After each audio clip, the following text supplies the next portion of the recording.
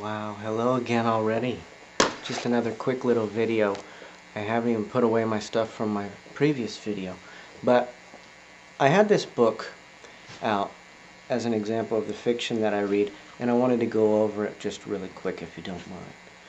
I don't know if you've ever read Johnny the Homicidal Maniac, but if the title sounds a little bit alluring, then chances are it'll be something that you would enjoy. It is a comic, okay, but it's very different. As the name implies, Johnny is a homicidal maniac. He's quite literally off his rocker. And, well, the point is there's this room in his house and this wall, and behind the wall is a demon. And the only way he can keep the demon from coming out is by keeping the wall painted with fresh blood. And fresh blood is rather difficult to come by without the help of volunteers. So this book is all about Johnny gathering up his volunteers and his nightly activities. So if you would be offended by seeing people dismembered or gutted, then chances are you're not going to want to read it. And it costs like $20, so don't spend the $20. But if that sort of thing is interesting to you, then it's well worth the $20. Now, parents are going to hate me for endorsing this book, but I'm not going to go out and dismember people. I don't have a wall in my house that requires the fresh blood.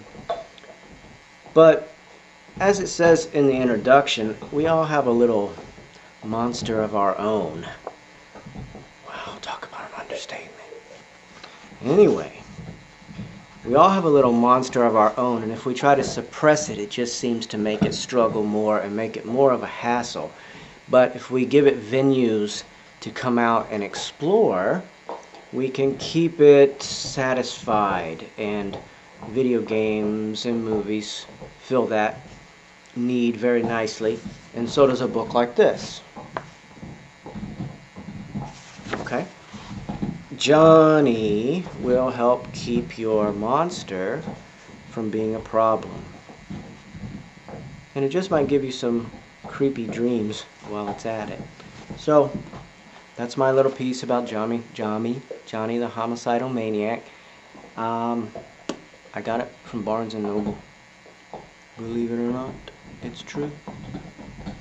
Okay. Something else I got from Barnes & Noble. Sinister Stories. This is a reprint of horror, campy, fiction magazines. It's very good too, but very vintage. You may not like it.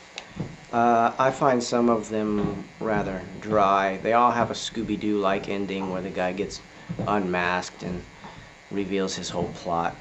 But it's still pretty good. It's creepy. I would just like to see there be an actual monster instead of it being the lawyer who had caught a glimpse of the guy's will and was trying to get rid of him and make it look like he went insane. You know, that sort of thing. It always ends up being some kind of scheme. But it's still pretty good. Okay. No, really, I'm going for real this time.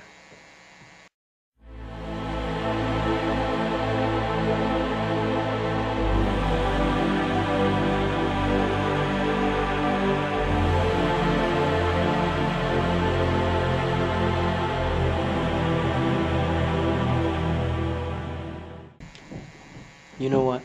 I think this would make for a very good photo of me. There aren't a lot of good photos of me.